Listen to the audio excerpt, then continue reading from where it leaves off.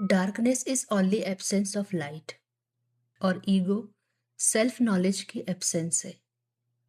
तुमने जो इतने सालों में कलेक्ट किया है, education, culture, labels, past memories, achievements, ये सब ईगो ही है। अगर तुम सच में खुद को जानना चाहते हो तो तुम्हें इन सारे लेबल्स को धीरे धीरे देखना होगा और यही एकमात्र रास्ता है। इसके अलावा कुछ हो ही नहीं सकता। If you have really desire to know yourself, जब तक तुम अपनी ईगो को कॉन्फ्रंट नहीं करोगे, you will never come to know yourself. अभी तक हमने देखा कि ईगो क्या है और ये कैसे ऑपरेट होती है और हमारी लाइफ को कैसे कंट्रोल करती है। इस वीडियो में हम देखेंगे कि ये कैसे डिसॉल्व होती है। देखो, ईगो को एनर्जी चाहिए होती है, आइडेंटिफिकेशन की एनर्जी। मैं अपनी एक छोटी सी स्टोरी शेयर करती हूँ। ये बात होगी आज से कुछ 2 साल पहले की। एक दिन मैं और मेरे हस्बैंड किसी रिसर्च पेपर के कोई टॉपिक पे बात कर रहे थे। वो जो कह रहे थे उस पर्टिकुलर टॉपिक के बारे में ही वॉज करेक्ट, और जो मैं कह रही थी वो थोड़ा इनकरेक्ट था।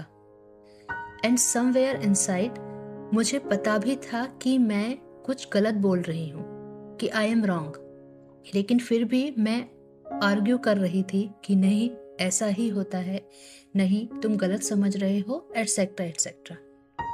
और ये डिस्कशन जब खत्म हो गया, मैं कुछ काम करने वापस किचन में आ गई और सडनली मैंने अपने अंदर कुछ देखा। जैसे मेरे अंदर कोई एनर्जी थी जो सिर्फ डिफेंड करना चाहती थी। ट्रुथ मैटर नहीं करता था, बस मैं गलत नहीं हो सकती ये प्रूव करना था।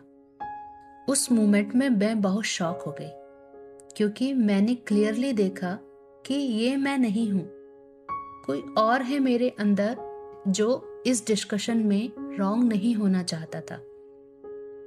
ये कोई और है जो मेरी बात इनकरेक्ट होने पे भी कोशिश कर रहा है हार ना मानने की, डिफेंड कर रहा है, जो मेरी आइडेंटिटी को बचाने की कोशिश कर रहा है। और जैसे ही मैंने ये सब कुछ देखा कि ये कौन है मेरे अंदर जो मुझे डिफेंड कर रहा था, वो एनर्जी डिसॉल्व हो गई, क्योंकि मेरी पूरी अवेयरनेस बस विटनेस कर रही थी उस अंदर बैठे पर्सन को जो डिफेंड कर रहा था। जैसे क्लाउड स्काई में आता है और फिर क्वाइटली निकल जाता है, उस मोमेंट में मुझे अपनी हार पे कोई गुस्सा नहीं आया एंड मुझे बहुत लाइट फील हुआ। वो जो हार ना मानने वाली एनर्जी जैसे ही डिसॉल्व हुई, मुझे बहुत काम फील हुआ। ये कोई रेजिस्टेंस नहीं था, सिर्फ साइलेंस था। जब मैंने ये सब अपने हस्बैंड को बताया ऐसा कुछ, ही सेड या दिस इज फॉल्स आइडेंटिटी। और उस दिन पहली बार ईगो कोई कॉन्सेप्ट नहीं था, ईगो एक डायरेक्ट एक्सपीरियंस था मेरे लिए, कि हमें पता भी नहीं चलता कि हमने कौन कौन सी चीज़ों को आइडेंटिटी बना के अपने अंदर जमा कर लिया है। ये बहुत बारीक छोटी छोटी चीज़ें हैं। And for this awareness is the real fire. Ego खत्म करने की जरूरत नहीं है, सिर्फ देखना है। जब थॉट आए मैं इंसल्ट हुआ, बस देखो। एक थॉट अराइज हुई, जब इमोशन आए मैं गुस्सा हूँ, बस देखो। एक एनर्जी बॉडी में मूव कर रही होती है जब आपको कोई इमोशंस आता है। आप नोटिस करना, जब तुम्हें बुरा लगता है तो तुम नोटिस करोगे कि कुछ ऐसे क्लाउड सा पास हुआ है सिर से, थोड़ा हैवी सा लगता है। वो जैसे ही ये तुम देखोगे ना, वो सारा डिसॉल्व हो जाएगा वहीं पे, एक गैप क्रिएट होता है। और यदि तुम रियल में ट्रुथ फाइंड आउट कर रहे हो तो तुम्हें ये बार बार देखना होगा, तुम्हें बार बार विटनेस करना होगा, बार बार ऑब्जर्व करना होगा, एनालाइज करना होगा अपने हर एक्शंस को।